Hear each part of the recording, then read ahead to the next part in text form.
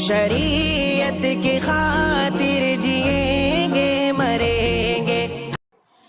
معزز سامعین کرام، پردہ نشین خواتین اسلام، اللہ تبارک و تعالی نے انسانوں کو اشرف المخلوقات بنایا ہے، اور اشرف المخلوقات کا مطلب یہ ہے کہ 18,000 مخلوق میں سب سے عظیم اور سب سے شریف اور سب سے عزت دار مخلوق حضرت انسان ہے۔ انسان سے زیادہ کوئی عظیم مخلوق نہیں ہے۔ انسان کے علاوہ جتنی مخلوق ہیں وہ تمام کے تمام انسانوں کے لیے پیدا کیے گئے، فائدے کے لیے پیدا کیے گئے، حتیٰ کہ چاند سورج کی روشنی خود چاند سورج کے لیے نہیں ہے بلکہ انسانوں کے لیے ہے۔ ساری چیزیں انسانوں کے لیے پیدا کی گئی ہیں، اور انسان اللہ کی عبادت کے لیے پیدا کیا گیا ہے۔ جس طرح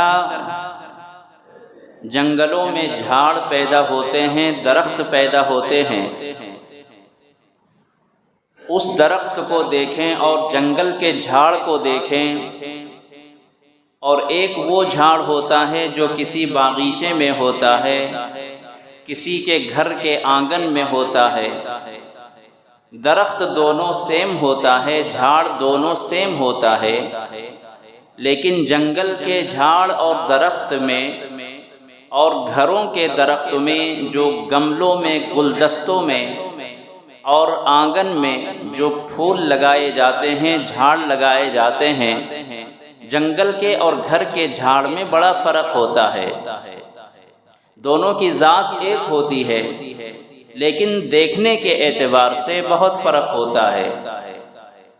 فرق اس لیے ہوتا ہے کہ جنگل کے جھاڑ کو، جنگل کے پھول کو کوئی تراش خراش کرنے والا نہیں ہوتا، کوئی اس کو سنوارنے والا نہیں ہوتا۔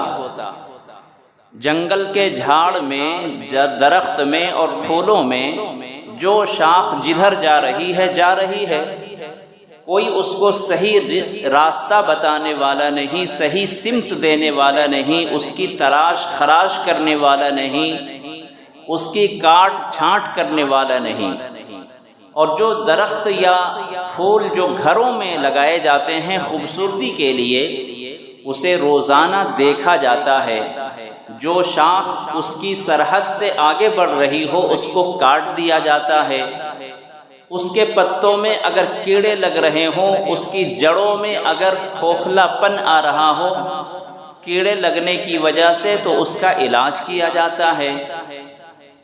گھر کے درخت میں، گھر کے پھول میں اور گلدستوں میں جو درخت ہوتا ہے اس کی دیکھ بھال ہوتی ہے، اس کی کاٹ چھانٹ ہوتی ہے، اس کو پانی ڈالا جاتا ہے، اس کو کیڑے مکوڑے سے بچایا جاتا ہے۔ تو آپ کو یہ سمجھ میں آ گیا ہوگا کہ پھول دونوں ایک ہے۔ جنگل میں اور گھر میں جو پھول لگا ہے وہ دونوں کی ذات ایک ہے، لیکن وہ پھول اتنا خوبصورت نہیں ہو پاتا، وہ دیکھنے میں لوگوں کو فرحت نہیں دے سکتا، دعوت نظارہ نہیں دے سکتا۔ وہ پھول اپنی کشش اور اپنی خوبصورتی سے لوگوں کو لبھا نہیں سکتا، لیکن وہی پھول اگر گھر کے اندر کوئی لگاتا ہے، کسی باغیچے کے اندر وہ ہوتا ہے، تو اس کے لیے ایک آدمی مقرر ہوتا ہے جس کو مالی کہتے ہیں، جس کو باغبان کہتے ہیں۔ وہ باغبان اور پھول کا مالی، باغیچے کا مالی، اس کو تراش خراش کر کے اس کو خوبصورت بناتا ہے۔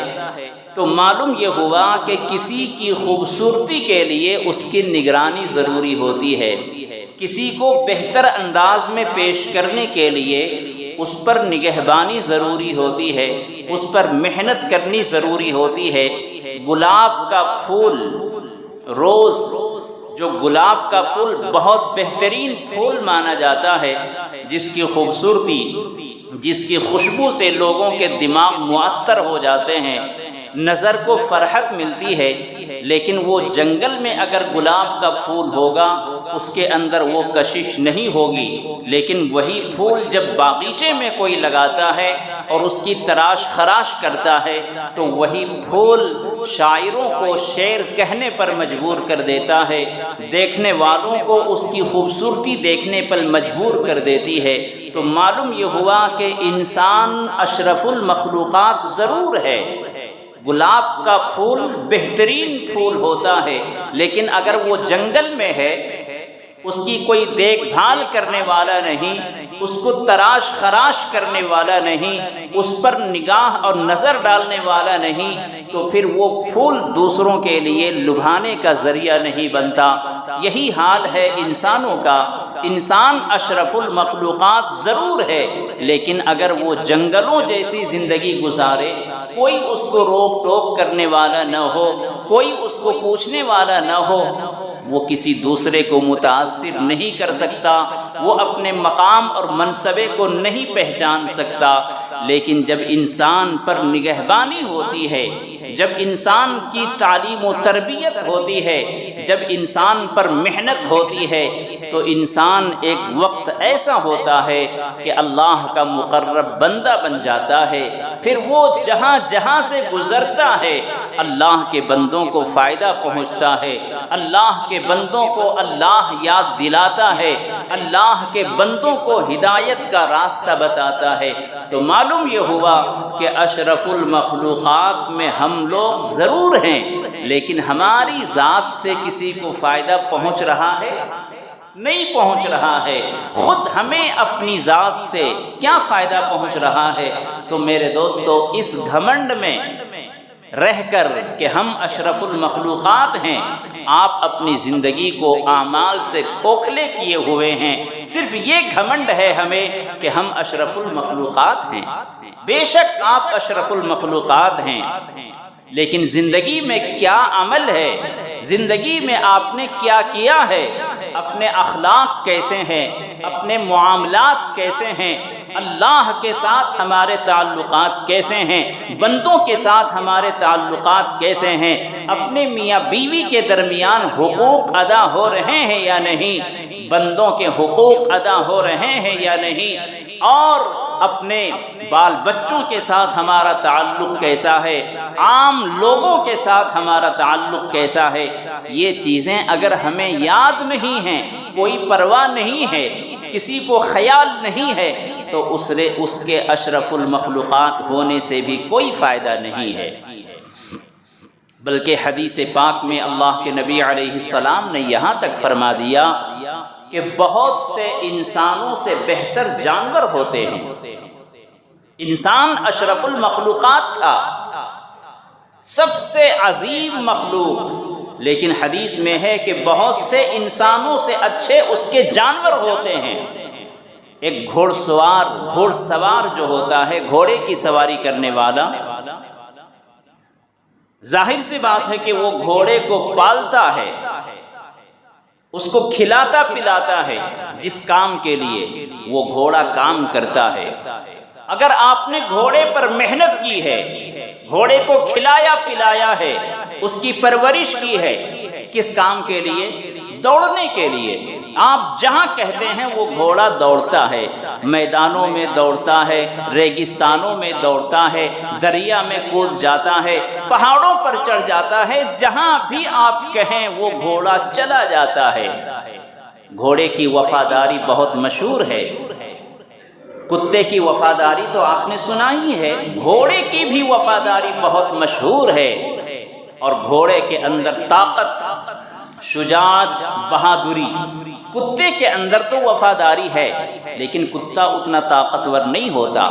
گھوڑے کے اندر طاقت ہوتی ہے، اور مجموع میں گھس جانا، آگ میں کود جانا، سمندر میں کود جانا، پہاڑوں پر چڑھ جانا، یہ گھوڑے کے اندر صفت ہوتی ہے۔ اپنی جان کی پرواہ کیے بغیر گھوڑا اپنے مالک کی حفاظت کرتا ہے، اپنے مالک کی فرما برداری کرتا ہے۔ گھوڑے کی اسی ادا کو دیکھ کر اللہ تبارک و تعالیٰ نے والعادیات ضبحا، قرآن کریم کی ایک پوری سورت کے اندر گھوڑے کی تعریف بیان کی گئی ہے۔ تو گھوڑے کو جس کام کے لیے انسان پالتا ہے، تربیت کرتا ہے، کھلاتا پلاتا ہے، وہ گھوڑا انسان سے بہتر ہوتا ہے، اس لیے کہ اس نے آپ کی نافرمانی نہیں کی۔ گھوڑے کی خوبی کیا ہے؟ انسان نے جس مقصد کے لیے اس کو کھلایا پلایا ہے اس میں وہ پورا اترے۔ چنانچہ گھوڑے کے مالک کی وہ فرما برداری کرتا ہے، جہاں وہ لگام کھینچتا ہے، جہاں وہ چابک لگا دیتا ہے، گھوڑا آگے دوڑتا چلا جاتا ہے، وہ کبھی نہیں کہتا کہ ہم ابھی تھکے ہوئے ہیں، اپنے مالک کی فرما برداری کرتا ہے۔ اور یہ مالک جس نے گھوڑے کو اپنا فرما بردار بنا لیا، یہ انسان اپنے مالک کا غدار ہے، اپنے مالک کی فرما برداری نہیں کرتا، اپنے مالک کی بات نہیں مانتا۔ تو آپ حدیث کی روشنی میں آپ دیکھ لیں اور سن لیں، حدیث پاک میں اللہ کے نبی علیہ السلام نے فرمایا کہ یہ گھوڑا اس انسان سے بہتر ہے، وہ اپنے مالک کی فرما برداری کر رہا ہے، لیکن یہ اپنے مالک کو بھولا ہوا ہے، یہ اپنے مالک کی نافرمانی کر رہا ہے، تو اس انسان سے اس کا گھوڑا بہتر ہے۔ ایک حدیث میں اللہ کے نبی علیہ السلام نے فرمایا کہ جانوروں کو بیجا نہ مارا کرو۔ اگر کسی جانور کو کھانے کے لیے حلال جانور ہے تو اس کا ہم شکار کر سکتے ہیں، اس کو ذبح کر سکتے ہیں اور اس سے ہم فائدہ اٹھا سکتے ہیں، لیکن اگر کسی جانور کو کھانا نہیں ہے لیکن اس کو مار دیا گیا، جانور کو کسی نے کھڑا کر کے اس پر ٹیکا لگائے ہوئے ہے، جانور بھی تو تھکتا ہے، اس کو چھوڑ دیا جائے، بیٹھ جائے، وہ آرام کرے، لیکن وہ انسان وہ جانور کو کھڑا کیے ہوئے ہے اور کرسی کی طرح وہ ٹیک لگائے ہوئے ہے جانور میں۔ تو حدیث میں اللہ کے نبی علیہ السلام کا فرمان ہے کہ اے لوگو، اپنے جانوروں کو تکیہ نہ لگاؤ اور جانوروں کو بیجا نہ مارا کرو۔ بہت سے جانور انسانوں سے بہتر ہوتے ہیں، وہ تسبیح کرتے ہیں، وہ اللہ کی تعریف کرتے ہیں، اللہ کا ذکر کرتے ہیں۔ تو جس جانور کا مالک اللہ کا فرما بردار نہیں، وہ جانور تم سے بہتر ہے۔ تو عرض یہ کر رہا تھا کہ ہم اشرف المخلوقات ہیں، لیکن اسی پر گھمنڈ کر کے اپنی زندگی کو اپنے اعمال سے خالی نہ کریں۔ اشرف المخلوقات ضرور ہیں، تم سے بہتر کوئی مخلوق نہیں، تم سے عظیم کوئی مخلوق نہیں، تم سے قیمتی کوئی مخلوق نہیں، لیکن یہ بھی آپ کو پتہ ہونا چاہیے کہ جو گھر میں آپ کے جانور پل رہا ہے، کسی نے بکری پالی ہوئی ہے، کسی نے گھوڑا پالے ہوئے ہے، کسی نے دوسرے جانور پالے ہوئے ہیں، وہ آپ کے کہنے پر، آپ کے اشارے پر ناچتا ہے، لیکن آپ اذان کی آواز سن کر آپ کا دل دھڑکتا نہیں، اذان کی آواز سن کر آپ کے قدم مسجد کے طرف نہیں آتے، اذان کی آواز سن کر تمہارے دل پر کوئی خیال نہیں آتا، مؤذن کی اذان تمہارے دل پر دستک نہیں دیتی، تو اس جانور سے آپ اپنے آپ کو بدتر سمجھیے کہ جس جانور کو آپ کا فرما بردار بنایا گیا، آپ اپنے مالک کا فرما بردار نہیں بن سکے۔ اس لیے میرے دوستو، اشرف المخلوقات ہم ضرور ہیں، لیکن اللہ تعالیٰ کے فرما بردار بنیں گے، اللہ کے احکام پر چلیں گے، لوگوں کے حقوق کو پہچانیں گے، تب ہم اشرف المخلوقات ہو سکتے ہیں، ورنہ یہ انسان جو اندر ہے وہ ختم ہو چکا ہے، انسان کے لباس میں ہم سب ہیں۔ تو ظاہری شکل و صورت کو اشرف المخلوقات نہیں کہا جاتا جب تک ہمارے اندر اخلاق پیدا نہ ہو جائیں۔ آپ کو معلوم ہونا چاہیے، اللہ کے نبی علیہ السلام مکہ مکرمہ میں رہے، آپ کے ہاتھوں سے بے شمار معجزات ظاہر ہوئے، آپ کی مٹھی میں، بند مٹھی میں کنکری نے کلمہ پڑھا، آپ نے چاند کے ٹکڑے کیے، آپ کے ہاتھوں سے چشمے جاری ہوئے اور نہ جانے آپ نے کیا کیا پیشن گوئی دی، لوگوں کو بتایا، لوگوں نے دیکھا اپنی آنکھوں سے، لیکن اسلام میں نہیں آئے۔ اسلام میں آئے، مکہ مکرمہ میں لوگ نمازیں چھپ کر پڑھتے تھے، جبکہ معجزات دیکھے آپ کی ہاتھوں سے، چاند کا ٹکڑے ہونا، بند مٹھی میں کنکریوں کا کلمہ پڑھنا، آپ کے ہاتھوں سے چشمے کا جاری ہونا، یہ سب کچھ ہوا، اسلام نہیں لائے۔ جب فتح مکہ کا موقع آیا، وہاں آپ نے کوئی معجزہ نہیں دکھلایا۔ اللہ کے نبی علیہ السلام نے جب مکے کو فتح فرمایا تو وہاں کوئی معجزہ نہیں تھا۔ پھر لوگ اسلام میں کیوں آئے؟ ساری تاریخ کی کتابوں میں موجود ہے۔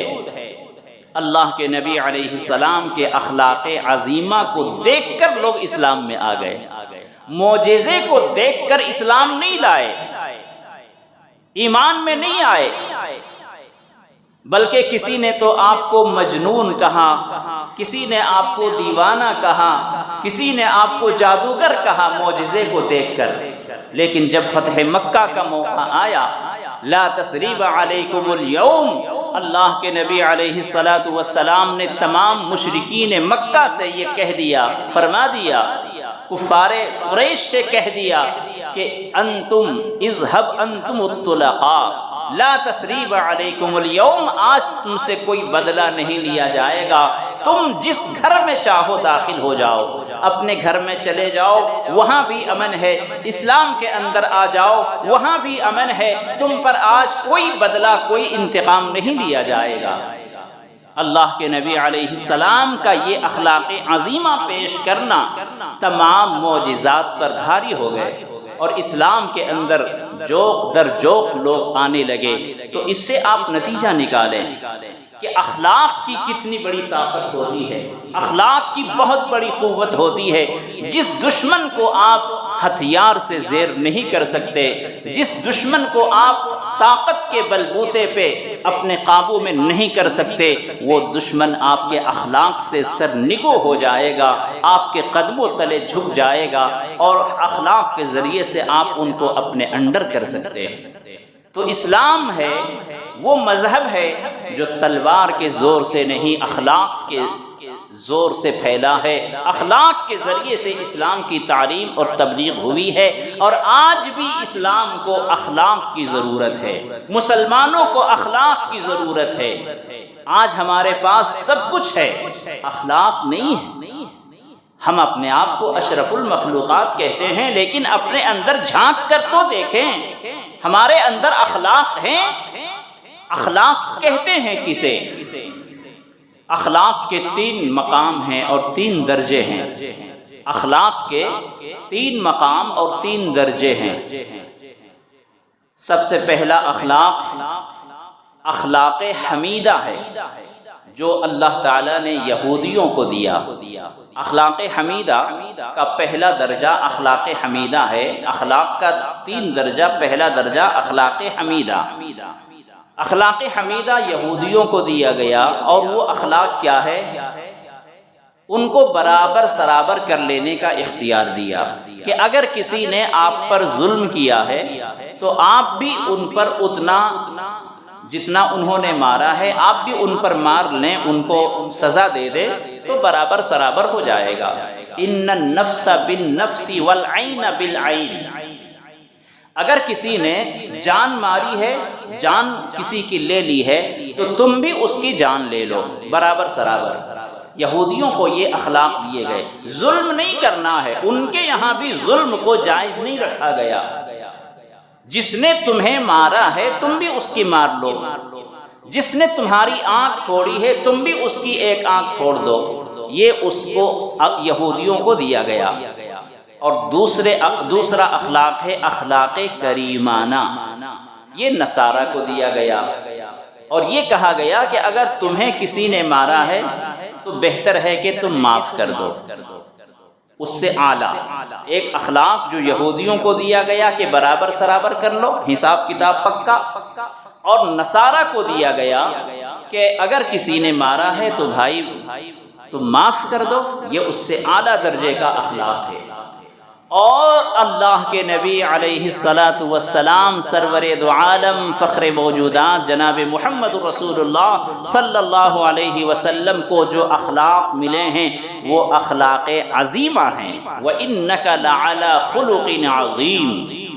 اللہ تعالیٰ ارشاد فرماتا ہے نون والقلم وما يسطرون ما انت بنعمت ربك بمجنون وانك لاجرا غير ممنون وانك لعلى خلق عظیم۔ خلق عظیم اللہ تعالیٰ فرماتا ہے اے میرے محبوب میں نے آپ کو خلق عظیم دیا ہے، سب سے عظیم۔ آپ رکوع میں جاتے ہیں تو کیا پڑھتے ہیں؟ سبحان ربی العظیم۔ اللہ کی کبریائی بیان کرنے کے لیے، اللہ کی عظمت کو بیان کرنے کے لیے عظیم کا لفظ کہتے ہیں۔ اللہ فرماتا ہے اے میرے نبی میں نے آپ کو خلق عظیم دیا ہے، جس کے اوپر کوئی خلق نہیں ہے، جس کے اوپر کوئی اخلاق نہیں ہے۔ اخلاق کا سب سے اعلیٰ درجہ اے نبی میں نے آپ کو دیا ہے۔ اب آپ دیکھیں کہ اللہ کے نبی علیہ الصلاۃ والسلام کو جو اخلاق دیے گئے وہ کیسے اخلاق ہیں۔ اللہ تعالیٰ نے فرمایا کہ اے نبی اگر آپ پر کوئی ظلم کرے تو آپ ان کو معاف کر دیں۔ ایک بات، صرف اتنا ہی نہیں، معاف کر دیں اور آپ ان کے لیے دعا استغفار بھی کرتے رہیں کہ اے اللہ انہوں نے جو غلطی کی ہے آپ ان کو معاف کر دیں۔ وَاسْتَغْفِرْ لَهُمْ۔ تو اے اللہ کے نبی اگر آپ پر کوئی ظلم کرے تو آپ ان کو معاف کر دیں، ایک کام۔ دوسرا کام آپ ان کے لیے مغفرت چاہیں اللہ سے، اے اللہ تو بھی معاف کر دے، اے اللہ میں نے معاف کر دیا، اے اللہ تو بھی معاف کر دے۔ دو کام ہو گئے۔ اور تیسرا کام کہا کہ اے اللہ کے نبی اگر کوئی بندہ آپ سے غلطی کر لے، کوئی جرم کر لے تو آپ معاف کر دیں اور اللہ سے بھی مغفرت چاہیں۔ وَشَاوِرْهُمْ فِي الْأَمْرِ، اور ان کو آپ مشورے میں بھی بیٹھایا کریں، ایسا نہیں کہ اس کا بائیکاٹ کر دیں۔ کسی نے غلطی کی ہے تو معاف بھی کر دیں، ان کے لیے استغفار بھی کریں اور آپ ان کو مشورے میں بھی بیٹھایا کریں۔ پچھلی ساری باتوں کو بھول کر آپ ان کو جیسے اور دوسرے لوگوں کو اپنے ساتھ بٹھاتے ہیں، اپنے مشورے میں بٹھاتے ہیں، اپنے معاملات میں بٹھاتے ہیں، اسی طرح سے ان کو بھی آپ اپنے مشورے میں بٹھایا کریں۔ اللہ اکبر! اس سے بہتر کوئی مثال ہو سکتی ہے جو اللہ نے اپنے آخری نبی کو فرمایا، اپنے آخری نبی کو جو اخلاق دیے۔ پچھلی امتوں کو یا تو برابر سرابر کر لو یا معاف کر دو، یہاں یہ بات کہی گئی ہے کہ معاف بھی کر دیں، ان کے لیے استغفار بھی کریں اور پچھلی باتوں کو بھول کر آپ ان کو مشورے میں بھی بیٹھایا کریں۔ اللہ اکبر! یہ اس امت محمدیہ کا اخلاق ہے۔ کتنا زور دیا گیا ہے، لیکن ہمارا حال کیا ہے؟ اگر کسی سے ذرا سی بات ہو جاتی ہے تو سب سے پہلے سلام کلام بند، معافی تلافی تو ختم، معافی تلافی اب کہاں آئی؟ اللہ کا فرمان تھا کہ اگر کوئی غلطی کر دے تو معاف کر دو، یہاں معافی ختم، بات چیت بند، سلام کلام بند۔ سلام جو اللہ کی رحمت کو بلانے کی دعوت تھی، السلام علیکم ورحمۃ اللہ کا ترجمہ کیا ہے؟ السلام علیکم ورحمۃ اللہ وبرکاتہ، اس کا ترجمہ کیا ہے؟ آپ اللہ سے دعا کر رہے ہیں اے میرے پروردگار اس میرے بھائی پر تیری رحمت نازل ہو، تیری طرف سے رحمتیں نازل ہوں، تیری طرف سے برکتیں سلامتی نازل ہوں اور برکتیں نازل ہوں۔ آپ اللہ سے دعا مانگ رہے ہیں، پھر وہ جب جواب دیتا ہے وعلیکم السلام ورحمۃ اللہ وبرکاتہ، اے اللہ میرے اس بھائی پر بھی تیری رحمتیں نازل ہوں، تیری طرف سے سلامتی نازل ہوں اور برکتیں نازل ہوں۔ تو اللہ تبارک و تعالی سے رحمتیں مانگنے کی جو دعا ہے، سلام اور جواب سب سے پہلے ہمارے درمیان سے یہ ختم ہو جاتا ہے۔ ذرا سی اگر کچھ بات ہو گئی تو سلام کلام بند، اس کے بعد پھر رشتہ داری کا مسئلہ آتا ہے تو وہ پرانی بات لے کر آ جاتے ہیں۔ نہیں وہ ایسا بولے تھے، نہیں انہوں نے ایسا کیا تھا، پرانی باتوں کو لا کر سامنے اور ساری رشتہ داری ختم۔ میرے دوستو، جہنم میں جانے کے یہ اسباب ہیں۔ اللہ کے رسول کا فرمان ہے، اگر دو مسلمان آپس میں 3 دن سے زیادہ بات چیت بند رکھتے ہیں تو وہ سیدھے جہنم میں جائیں گے۔ اسی حال میں مر گئے تو ہمارے اعمال بھی اللہ کی بارگاہ تک نہیں پہنچتے۔ جب دو مسلمان آپس میں لڑتے ہیں تو فرشتوں سے کہا جاتا ہے کہ جب تک یہ آپس میں اپنے دلوں کو صاف نہ کر لیں، ان کے اعمال مجھ تک نہ پہنچاؤ، اور اسی حال میں مر گئے تو جہنم جائیں گے۔ اور رشتہ داری کو توڑنے والا جہنم نہیں جائے گا تو کہاں جائے گا؟ اللہ کے رسول صلی اللہ علیہ وسلم پر جب پہلی وحی نازل ہوئی تھی تو حضرت خدیجہ رضی اللہ عنہا، جو حضور صلی اللہ علیہ وسلم کی پہلی زوج محترمہ تھی، حضور گھبرائے ہوئے تھے، پریشان تھے، چونکہ ایک نئی چیز آپ پر برپا ہوئی تھی۔ تو حضرت خدیجہ رضی اللہ عنہا نے کون سی بات کہہ کر تسلی دی تھی؟ اللہ کے رسول کو معلوم ہے۔ اللہ کے رسول صلی اللہ علیہ وسلم گھبرائے ہوئے تھے، پریشان تھے، ڈرے سہمے ہوئے تھے۔ حضرت خدیجہ رضی اللہ عنہا نے فرمایا، اے میرے شوہر سرتاج، اے میرے اللہ کے نبی، آپ نہ گھبرائیں، اللہ آپ کی جان کو ہلاک نہیں فرمائے گا، اللہ آپ کی جان کی حفاظت کرے گا۔ کیوں؟ انک لتصل الرحم۔ حضرت خدیجہ فرماتی ہیں کہ اے اللہ کے نبی، اللہ آپ کی جان کو ضائع نہیں ہونے دے گا، اس لیے کہ آپ رشتہ داری جوڑنے والے ہیں۔ یعنی اس ہلاکت جو خدشہ تھا اور اللہ کے نبی جو گھبرائے ہوئے تھے، تو آپ کی تسلی کے لیے حضرت خدیجہ فرماتی ہیں، اے اللہ کے نبی آپ نہ گھبرائیں، آپ کی جان ہلاک نہیں ہوگی، اس لیے کہ آپ رشتہ داری جوڑتے ہیں۔ تو رشتہ داری جوڑنا دل کی بستگی کا ذریعہ ہے، رشتہ داری کو جوڑنا ہلاکت و بربادی سے بچنے کا ذریعہ ہے۔ جب بھی آپ پریشان ہوں، خدا کی قسم آپ کسی رشتہ دار پر صدقہ خیرات کریں۔ جب بھی آپ پریشان ہوں، قرآن خوانی کا سہارا نہ لے کر آپ اپنے رشتہ دار جن کا حق آپ نے ضائع کیا ہوا ہے، جن کے حقوق آپ نے سلب کیے ہیں، جن پر آپ نے ظلم کیا ہے، جن کی زمین آپ نے ہڑپ لی ہے، آپ ان پر احسان کریں، وہ پریشانی دور ہو جائے گی۔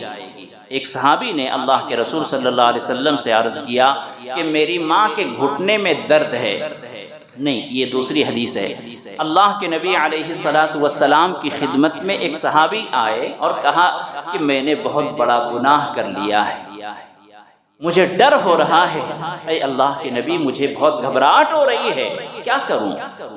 تو اللہ کے نبی نے فرمایا، کیا تمہاری ماں زندہ ہیں؟ تو انہوں نے فرمایا کہ نہیں، میری ماں انتقال کر چکی ہے۔ تو اللہ کے نبی نے فرمایا، کیا تمہاری خالہ ہیں؟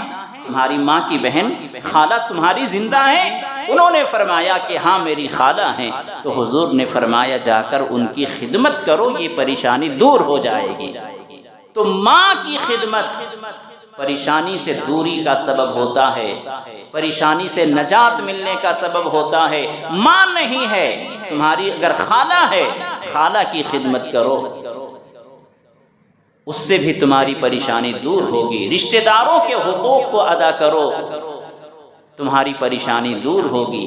آج ہم سے ہماری بیوی ناراض ہے، ہم سے ہماری اولاد ناراض ہیں، ہم سے ہمارے حقوق، ہمارے پڑوس والے ناراض ہیں، پریشانی یہاں ہے، اور کہتے ہیں میری تقدیر ایسی ہے۔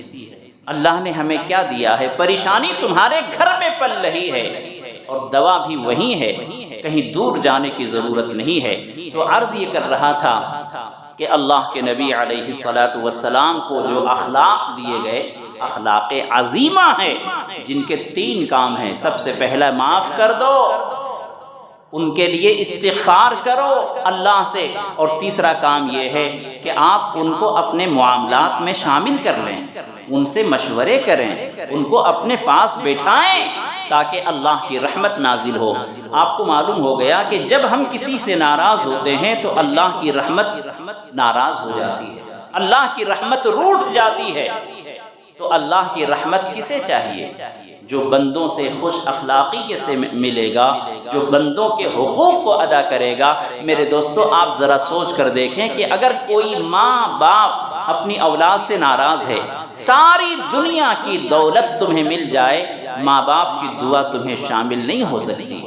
ماں باپ کی دعا لینے کے لیے ان کی خدمت ضروری ہے، ماں باپ کی طرف سے پیار محبت پانے کے لیے ان کی خدمت ضروری ہے۔ اسی لیے ہمیں اللہ تعالیٰ نے ماں باپ والا بنایا، ورنہ پتھروں سے پیدا کر دیتا، جانوروں سے پیدا کر دیتا۔ یہ سلسلہ تاکہ چلے، ہر کوئی ایک دوسرے کا کام آئے، ہم اپنے ماں باپ کے کام آئیں گے، کل ہمیں اولاد دے گا، وہ اولاد ہمارے کام آئے گی۔ آج دشمنیاں اتنی زیادہ ہیں میرے دوستو، شیطان نے اور ابلیس نے ہمیں کہاں تک پہنچا دیا، انسان مرنے کے بالکل دہانے پہ ہوتا ہے۔ ابو جہل کا آپ نے نام سنا تھا، کیسی دشمنی تھی اس کے دل میں اسلام اور مسلمانوں سے، مرتے مرتے اس نے اپنی دشمنی کا اظہار کیا تھا۔ آج وہی ہم ابو جہل والی دشمنی اپنے بھائیوں سے رکھتے ہیں۔ ابھی کچھ دن پہلے دو بھائیوں کے درمیان میں دشمنی تھی پہلے سے، تو میں نے چاہا کہ ان دونوں کے درمیان محبت پیدا ہو جائے۔ دونوں اچھے خاصے کمانے والے ہیں، کوئی ٹینشن نہیں ہے، ایک پیسہ کسی سے لینے کی ضرورت نہیں ہے، اللہ نے دونوں کو اتنا نوازا ہے، کسی سے کچھ مدد لینے کی ضرورت نہیں ہے، خالی آپس میں سلام کلام کریں، اتنا بھی ان دونوں کو گوارا نہیں ہے۔ ایک بھائی کے اندر تو ذرا نرمی تھی، لیکن دوسرے بھائی کے پاس جب جا کر بات ہوئی تو انہوں نے جو بات کہی ہے میرے رونگٹے کھڑے ہو گئے۔ جب ان سے یہ کہا گیا کہ بھائی آپ دونوں کو اللہ نے خوب نوازا ہے، کسی سے لینے کی ضرورت نہیں ہے، ہاتھ پھیلانے کی ضرورت نہیں ہے، خالی آپس میں سلام کلام کر لو، پڑھے لکھے لوگ ہیں، لیکن ان کے ایک بھائی نے کہا کہ مفتی صاحب میں مر گیا تو میں اس کو اپنے جنازے کو دیکھنے کی اجازت نہیں دیتا، اور وہ مر گیا تو میں نہیں جاؤں گا۔ اتنی دشمنی ہمارے دلوں میں بیٹھی ہوئی ہے، اللہ کی رحمت کیسے آ سکتی ہے؟ میرے دوستو، حدیث پاک آئینہ ہے، اس آئینے میں اپنے اپنے چہرے کو دیکھیں۔ اللہ کے نبی علیہ الصلاۃ والسلام کا فرمان ہے، ایک مرتبہ صحابہ کرام بیٹھے ہوئے تھے، اللہ کے رسول تشریف لے گئے اور فرمایا اے میرے صحابہ، کیا میں تمہیں بتاؤں کہ تم میں سب سے بہترین آدمی کون ہے؟ صحابہ کرام بالکل انتظار کی نگاہوں سے دیکھنے لگے، شوق و اشتیاق کی نظروں سے آپ کو دیکھنے لگے۔ آپ نے 3 مرتبہ یہی فرمایا، اے میرے صحابہ کیا میں بتاؤں تم میں سب سے بہترین آدمی کون ہے؟ صحابہ کرام بالکل انتظار میں ہیں کہ اب آپ فرمائیں گے۔ تیسری مرتبہ میں ایک صحابی نے فرمایا، اے اللہ کے رسول ضرور بتائیں، ہم میں سب سے بہترین کون ہے؟ اللہ کے رسول صلی اللہ علیہ وسلم نے فرمایا کہ تم میں سب سے بہترین آدمی وہ ہے جس سے لوگوں کو خیر کی امید ہو، بھلائی کی امید ہو، اور اس کے شر سے اطمینان ہو۔ یعنی اگر کسی آدمی کے بارے میں ہمارا آپ کا خیال ہے کہ وہ آدمی بہت اچھا ہے، اس سے جب بھی بات کرو کوئی اچھی بات بولتا ہے، اس کے سامنے کبھی ضرورت بیان کرو تو وہ نوازتا ہے، وہ بہت اچھا آدمی ہے، اور اس سے شر کی امید نہیں ہے، شر کا اندیشہ نہیں ہے، وہ آدمی خیر خواہی ہی کرے گا، کبھی برائی نہیں چاہے گا۔ ہماری زندگی میں، آپ کی زندگی میں کوئی نہ کوئی ایک آدمی ایسا ہوگا جن کو آپ اپنے لیے سب سے بہترین خیر خواہ چاہتے ہیں، خیر خواہ ان کو مانتے ہیں، اور یہ آپ سمجھتے ہیں کہ وہ نہیں بدل سکتا، پہاڑ اپنی جگہ سے بدل جائے لیکن وہ میرا ایسا دوست ہے، وہ میرا ایسا رشتہ دار ہے، اس سے مجھے شر کی امید نہیں ہے، شر ہم کو نہیں پہنچ سکتی ہے۔ تو میرے دوستو، اللہ کے نبی نے یہ آئینہ ہمیں دے دیا ہے، اگر ہم سے لوگ خیر کی امید رکھتے ہیں، بھلائی کی امید رکھتے ہیں، اور ہمارے شر سے ان کو اطمینان ہے، ان کو بالکل اطمینان ہے کہ مجھ سے کوئی شر نہیں پہنچ سکتا ان کو، تو آپ وہ بہترین آدمی ہیں جس کو حدیث میں کہا گیا ہے۔ لیکن اگر ذرا سا موقع ملے تو ہم پاؤں کھینچ دیں، ذرا سا موقع ملے تو اس کا سامان چوری کر لیں، ذرا سا موقع ملے حساب کتاب میں گڑبڑ کر دیں، ذرا سا موقع ملے تو اس کے مال کو دبا لیں، اگر ایسا آدمی ہے تو لاکھ نماز پڑھو، حج کرو، زکوٰۃ دو، کچھ بھی کرو، اللہ کے نبی نے فرمایا وہ بہترین آدمی نہیں ہے۔ تو یہ آئینہ ہے ہمارے لیے، ہر کوئی اس آئینے میں اپنے چہرے کو دیکھے کہ ہم سماج میں کیسے ہیں، ہم معاشرے میں کیسے یاد کیے جاتے ہیں۔ اگر لوگ آپ کو اچھا کہتے ہیں، ہاں الحمدللہ زبان بہت اچھی ہے ان کی، جو وہ کہتے ہیں وہ کرتے ہیں، وہ اپنی زبان نہیں بدل سکتے، اخلاق ان کے بہت اچھے ہیں۔ اگر آپ اپنے اطراف میں ایسا اپنے بارے میں سنتے ہیں تو یقیناً آپ اچھے ہیں، لیکن اگر لوگ آپ کی شر کی وجہ سے، آپ کی دادا گیری کی وجہ سے، آپ کی ہٹلر بازی کی وجہ سے اور آپ کے گنڈوں کے ساتھ رہنے کی وجہ سے اگر لوگ آپ کو سلامی پیش کرتے ہیں تو آپ بدترین آدمی ہیں۔ جو آپ کی شر سے بچنے کے لیے لوگ آپ کو سلام کرتے ہیں۔ اللہ تعالیٰ سے دعا ہے اللہ تعالیٰ ہم سب کو اخلاق عظیمہ عطا فرمائے اور اللہ کے نبی علیہ السلام کی اخلاق پر، سنت پر، سیرت پر ہم سب کو عمل پیرا ہونے کی توفیق عطا فرمائے۔ وآخر دعوانا ان الحمد للہ رب العالمین۔